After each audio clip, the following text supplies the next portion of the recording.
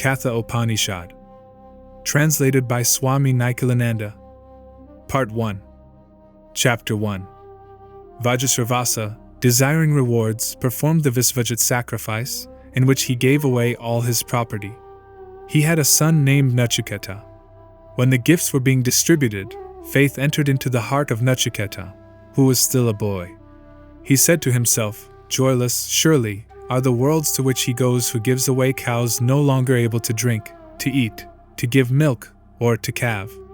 He said to his father, "Father, to whom will you give me?" He said this a second and a third time. Then his father replied, "Unto death I will give you. Among many I am the first, or among many I am the middlemost. But certainly I am never the last. What purpose of the king of death will my father serve today by thus giving me away to him?" Nachiketa said, "Look back and see how it was with those who came before us, and observe how it is with those who are now with us. A mortal ripens like corn, and like corn he springs up again. Verily, like fire a Brahmin guest enters a house. The householder pacifies him by giving him water and a seat. Bring him water, O king of death."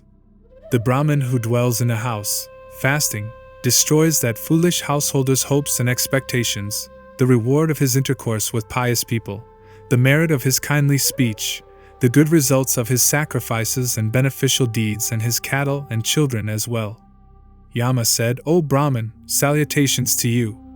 You are a venerable guest and have dwelt in my house 3 nights without eating. Therefore choose now 3 boons, 1 for each night, O Brahmin. May all be well with me." Nachiketa said, "O death, may Gautama, my father, be calm, cheerful and free from anger toward me. May he recognize me and greet me when I shall have been sent home by you. This I choose as the first of the 3 boons." Yama said, "Through my favor, your father, Adalakyaruni, will recognize you and be again toward you as he was before. After having seen you freed from the jaws of death, he will sleep peacefully at night and bear no anger against you." Nachiketa said, "In the heavenly world there is no fear whatsoever. You, O death, are not there, and no one is afraid of old age. Leaving behind both hunger and thirst, and out of the reach of sorrow, all rejoice in heaven. You know, O death, the fire sacrifice, which leads to heaven. Explain it to me, for I am full of faith. The inhabitants of heaven attain immortality. This I ask as my second boon." Yama said, "I know well the fire sacrifice, which leads to heaven, and I will explain it to you. Listen to me. Know this fire to be the means of attaining heaven. It is the support of the universe. It is hidden in the hearts of the wise." Yama then told him about the fire, which is the source of the worlds, and what bricks were to be gathered for the altar, and how many, and how the sacrificial fire was to be lighted. Nachiketa, too, repeated all this as it had been told him. Then Yama, being pleased with him, spoke again. High-souled Death, being well pleased, said to Nachiketa, "I will now give you another boon. This fire shall be named after you. Take also from me this many-colored chain. He who has performed 3 times this Nachiketa sacrifice, having been instructed by the 3 and also has performed his 3 duties, overcomes birth and death. Having known this fire born of Brahman, omniscient, luminous and adorable, and realized it, he attains supreme peace.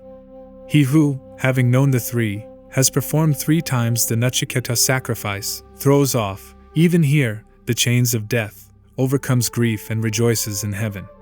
This, O Nachiketa, is your fire sacrifice, which leads to heaven and which you have chosen as your second boon. People will call this fire by your name. Now, O Nachiketa, choose the 3rd boon." Nachiketa said, "There is this doubt about a man when he is dead. Some say that he exists, others, that he does not. This I should like to know, taught by you. This is the 3rd of my boons." Yama said, "On this subject even the gods formerly had their doubts. It is not easy to understand. The nature of Atman is subtle. Choose another boon, O Nachiketa. Do not press me. Release me from that boon." Nachiketa said, "O death, even the gods have their doubts about this subject, and you have declared it to be not easy to understand. But another teacher like you cannot be found, and surely no other boon is comparable to this. Yama said, choose sons and grandsons who shall live 100 years. Choose elephants, horses, herds of cattle and gold. Choose a vast domain on earth. Live here as many years as you desires. If you deem any other boon equal to that, choose it. Choose wealth and a long life. Be the king, O Nachiketa, of the wide earth. I will make you the enjoyer of all desires. Whatever desires are difficult to satisfy in this world of mortals, choose them as you wish. These fair maidens, with their chariots and musical instruments, men cannot obtain them. I give them to you and they shall wait upon you. But do not ask me about death. Nachiketa said, but O death, these endure only till tomorrow. Furthermore, they exhaust the vigor of all the sense organs. Even the longest life is short indeed. Keep your horses, dances and songs for yourself. Wealth can never make a man happy. Moreover, since I have beheld you, I shall certainly obtain wealth. I shall also live as long as you rule. Therefore no boon will be accepted by me but the one that I have asked. Who among decaying mortals here below, having approached the undecaying immortals and coming to know that his higher needs may be fulfilled by them, would exult in a life overlong, after he had pondered on the pleasures arising from beauty and song? Tell me, O death, of that great hereafter about which a man has his doubts. Chapter 2. Yama said, the good is one thing, the pleasant another. Both of these, serving different needs, bind a man. It goes well with him who of the two takes the good, but he who chooses the pleasant misses the end. Both the good and the pleasant present themselves to a man. The calm soul examines them well and discriminates. Yeah, he prefers the good to the pleasant, but the fool chooses the pleasant out of greed and avarice. O Nachiketa, after pondering well the pleasures that are or seem to he delightful, you have renounced them all. You have not taken the road abounding in wealth, where many men sink. Wide apart and leading to different ends are these two, ignorance and what is known as knowledge. I regard you, O Nachiketa, to be one who desires knowledge, for even many pleasures could not tempt you away. Fools dwelling in darkness, but thinking themselves wise and erudite, go round and round, by various tortuous paths, like the blind led by the blind. The hereafter never reveals itself to a person devoid of discrimination, heedless and perplexed by the delusion of wealth. This world alone exists, he thinks, and there is no other. Again and again he comes under my sway. Many there are who do not even hear of Atman, though hearing of him, many do not comprehend. Wonderful is the expounder and rare the hearer. Rare indeed is the experiencer of Atman taught by an able preceptor. Atman, when taught by an inferior person, is not easily comprehended, because it is diversely regarded by disputants. But when it is taught by him who has become one with Atman, there can remain no more doubt about it. Atman is subtler than the subtlest, and not to be known through argument. This knowledge cannot be attained by reasoning. Atman become easy of comprehension, O dearest, when taught by another. You have attained this knowledge now. You are, indeed, a man of true resolve. May we always have an inquirer like you. Yama said, I know that the treasure resulting from action is not eternal, for what is eternal cannot be obtained by the non-eternal. Yet I have performed the Nachiketa sacrifice with the help of non-eternal things and attained this position which is only relatively eternal. The fulfillment of desires, the foundation of the universe, the rewards of sacrifices, the shore where there is no fear, that which adorable and great, the wide abode and the goal, all this you have seen, and being wise, you have with firm resolve discarded everything. The wise man who, by means of concentration on the self, realizes that ancient, effulgent one, who is hard to be seen, unmanifest, hidden and who dwells in the buddhi and rests in the body, he, indeed, leaves joy and sorrow far behind. The mortal who has heard this and comprehended it well, who has separated that Atman, the very soul of Dharma, from all physical objects, and has realized the subtle essence, rejoices because he has obtained that which is the cause of rejoicing. The abode of Brahman, I believe, is open for Nachiketa. Nachiketa said, that which you see as other than righteousness and unrighteousness, other than all this cause and effect, other than what has been and what is to be, tell me that. Yama said, the goal which all the Vedas declare, which all austerities aim at, and which men desire when they lead the life of continence, I will tell you briefly, it is Om. This syllable Om is indeed Brahman. This syllable is the highest. Whosoever knows this syllable obtains all that he desires. This is the best support. This is the highest support. Whosoever knows this support is adored in the world of Brahma. The knowing self is not born. It does not die. It has not sprung from anything. Nothing has sprung from it birthless, eternal, everlasting and ancient. It is not killed when the body is killed. If the killer thinks he kills and if the killed man thinks he is killed, either of these apprehends aright. The self kills not, nor is it killed. Atman, smaller than the small, greater than the great, is hidden in the hearts of all living creatures. A man who is free from desires beholds the majesty of the self through tranquility of the senses and the mind and becomes free from grief. Though sitting still, it travels far. Though lying down, it goes everywhere. Who but myself can know that luminous Atman who rejoices and rejoices not?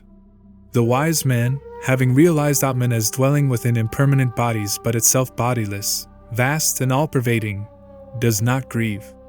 This Atman cannot be attained by the study of the Vedas, or by intelligence, or by much hearing of sacred books. It is attained by him alone whom it chooses. To such a one Atman reveals its own form. He who has not first turned away from wickedness, who is not tranquil and subdued and whose mind is not at peace, cannot attain Atman. It is realized only through the knowledge of reality. Who then knows where he is, he to whom Brahmins and Kshatriyas are mere food and death itself a condiment. Chapter 3.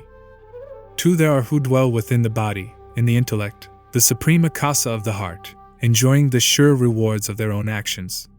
The knowers of Brahman describe them as light and shade, as do those householders who have offered oblations in the 5 fires and also those who have thrice performed the Nachiketa sacrifice. We know how to perform the Nachiketa sacrifice, which is the bridge for sacrifices, and we know also that supreme, imperishable Brahman, which is sought by those who wish to cross over to the shore where there is no fear. Know the Atman to be the master of the chariot, the body, chariot, the intellect, the charioteer, and the mind, the reins. The senses, they say, are the horses, the objects, the roads. The wise call the Atman, united with the body, the senses, and the mind, the enjoyer. If the buddhi, being related to a mind that is always distracted, loses its discrimination, then the senses become uncontrolled, like the vicious horses of a charioteer. But if the buddhi, being related to a mind that is always restrained, possesses discrimination, then the senses come under control, like the good horses of a charioteer. If the buddhi, being related to a distracted mind, loses its discrimination and therefore always remains impure, then the embodied soul never attains the goal, but enters into the round of births. But if the buddhi, being related to a mind that is restrained, possesses discrimination and therefore always remains pure, then the embodied soul attains that goal from which he is not born again. A man who has discrimination for his charioteer and holds the reins of the mind firmly, reaches the end of the road, and that is the supreme position of Vishnu. Beyond the senses are the objects, beyond the objects is the mind, beyond the mind, the intellect, beyond the intellect, the great Atman, beyond the great Atman, the unmanifest, beyond the unmanifest, the Purusha. Beyond the Purusha there is nothing, this is the end, the supreme goal. That self hidden in all beings does not shine forth, but it is seen by subtle seers through their one-pointed and subtle intellects. The wise man should merge his speech in his mind and his mind in his intellect. He should merge his intellect in the cosmic mind and the cosmic mind in the tranquil self. Arise! Awake! Approach the great and learn. Like the sharp edge of a razor is that path, so the wise say, hard to tread and difficult to cross. Having realized Atman, which is soundless, intangible, formless, undecaying and likewise tasteless, eternal and odorless, having realized that which is without beginning and end, beyond the great and unchanging, one is freed from the jaws of death. The wise man who has heard and related the eternal story of Nachiketa, told by death, is adored in the world of Brahman. And he who, practicing self-control, recites the supreme secret in an assembly of Brahmins or at an after-death ceremony obtains thereby infinite rewards. Yea, he obtains infinite rewards. Part 2. Chapter 1. Yama said, the self-existent Supreme Lord inflicted an injury upon the sense organs in creating them with outgoing tendencies. Therefore a man perceives only outer objects with them, and not the inner self. But a calm person, wishing for immortality, beholds the inner self with his eyes closed. Children pursue outer pleasures and fall into the net of widespread death. But calm souls, having known what is unshakable immortality, do not covet any uncertain thing in this world. It is through Atman that one knows form, taste, smell, sounds, touches, and carnal pleasures. Is there anything that remains unknown to Atman? This, verily, is that. It is through Atman that one perceives all objects in sleep or in the waking state. Having realized the vast, all-pervading Atman, the calm soul does not grieve. He who knows the individual soul, the experiencer of the fruits of action, as Atman, always near and the Lord of the past and the future, will not conceal himself from others. This, verily, is that. He verily knows Brahman who knows the firstborn, the offspring of austerity, created prior to the waters and dwelling, with the elements, in the cave of the heart. This, verily, is that. He verily knows Brahman who knows Aditi, the soul of all deities, who was born in the form of prana, who was created with the elements and who, entering into the heart, abides therein. This, verily, is that. Agni, hidden in the 2 fire sticks and well guarded, like a child in the womb, by its mother, is worshipped day after day by men who are awake and by those who offer oblations in the sacrifices. This, verily, is that. Whence the sun rises and whither it goes to set, in whom all the devas are contained and whom none can ever pass beyond. This, verily, is that. What is here, the same is there, and what is there, the same is here. He goes from death to death who sees any difference here. By the mind alone is Brahman to be realized, then one does not see in it any multiplicity whatsoever. He goes from death to death who sees multiplicity in it. This, verily, is that. The Purusha, of the size of a thumb, dwells in the body. He is the Lord of the past and the future. After knowing him, one does not conceal oneself anymore. This, verily, is that. The Purusha, of the size of a thumb, is like a flame without smoke. The Lord of the past and the future, he is the same today and tomorrow. This, verily, is that. As rainwater falling on a mountain peak runs down the rocks in all directions, even so he who sees the attributes as different from Brahman verily runs after them in all directions. As pure water poured into pure water becomes one with it, so also, O Gautama, does the self of the sage who knows. Chapter 2. There is a city with 11 gates belonging to the unborn Atman of undistorted consciousness. He who meditates on him grieves no more. Liberated from the bonds of ignorance, he becomes free. This, verily, is that. He is the sun dwelling in the bright heavens. He is the air in the interspace. He is the fire dwelling on earth. He is the guest dwelling in the house. He dwells in men, in the gods, in truth, in the sky. He is born in the water, on earth, in the sacrifice, on the mountains. He is the true and the great. He it is who sends prana upward and who leads apana downward. All the devas worship that adorable one seated in the middle. When the soul, identified with the body and dwelling in it, is torn away from the body, is freed from it, what then remains? This, verily, is that. No mortal ever lives by prana, which goes up, nor by apana, which goes down. Men live by something different, on which these two depend.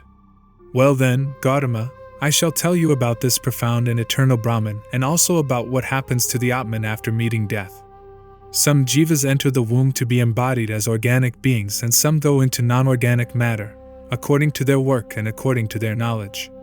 He, the Purusha, who remains awake while the sense organs are asleep, shaping one lovely form after another, that indeed is the pure, that is Brahman, and that alone is called the immortal.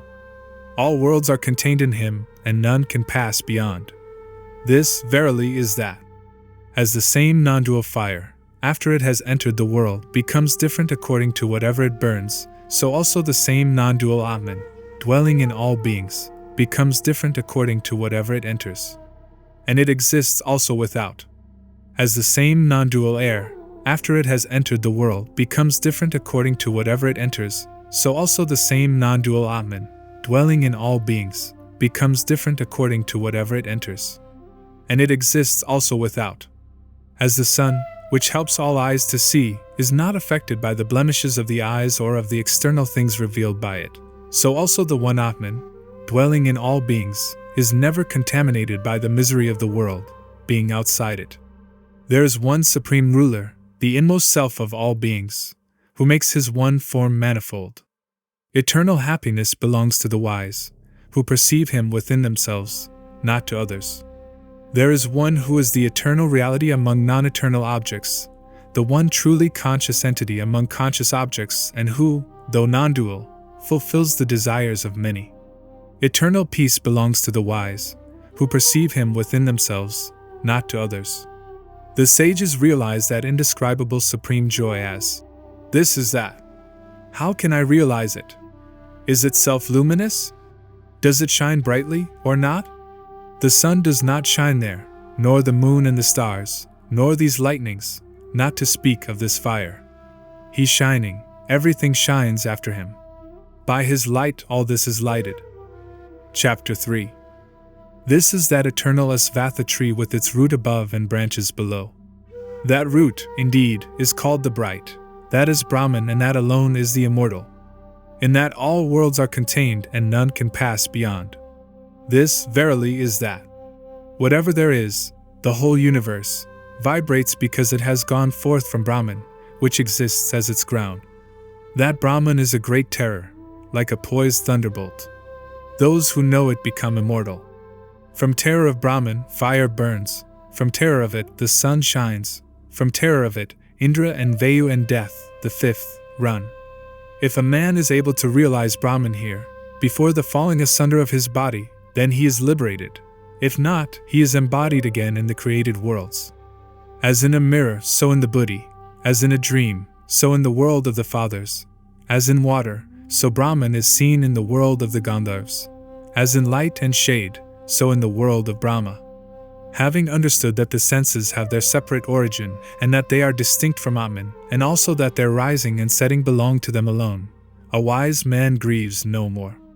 Beyond the senses is the mind, beyond the mind is the intellect, higher than the intellect is the great Atman, higher than the great Atman is the unmanifest. Beyond the unmanifest is the person, all-pervading and imperceptible. Having realized him, the embodied self becomes liberated and attains immortality. His form is not an object of vision. No one beholds him with the eye. One can know him when he is revealed by the intellect free from doubt and by constant meditation. Those who know this become immortal. When the five instruments of knowledge stand still, together with the mind, and when the intellect does not move, that is called the supreme state. This, the firm control of the senses, is what is called yoga. One must then be vigilant, for yoga can be both beneficial and injurious. Atman cannot be attained by speech, by the mind, or by the eye. How can it be realized in any other way than by the affirmation of him who says, he is? He is to be realized first as existence limited by upadhis and then in his true transcendental nature. Of these two aspects, Atman realized as existence leads the knower to the realization of his true nature. When all the desires that dwell in the heart fall away, then the mortal becomes immortal and here attains Brahman. When all the ties of the heart are severed here on earth, then the mortal becomes immortal. This much alone is the teaching. There are 101 arteries of the heart, one of which pierces the crown of the head. Going upward by it, a man at death attains immortality. But when his prana passes out by other arteries, going in different directions, then he is reborn in the world. The Purusha, not larger than a thumb, the inner self, always dwells in the hearts of men. Let a man separate him from his body with steadiness, as one separates the tender stalk from a blade of grass. Let him know that self as the bright, as the immortal, yea, as the bright, as the immortal. Having received this wisdom taught by the king of death and the entire process of yoga, Nachiketa became free from impurities and death and attained Brahman. Thus it will be also with any other who knows, in this manner, the inmost self. End of Katha Upanishad.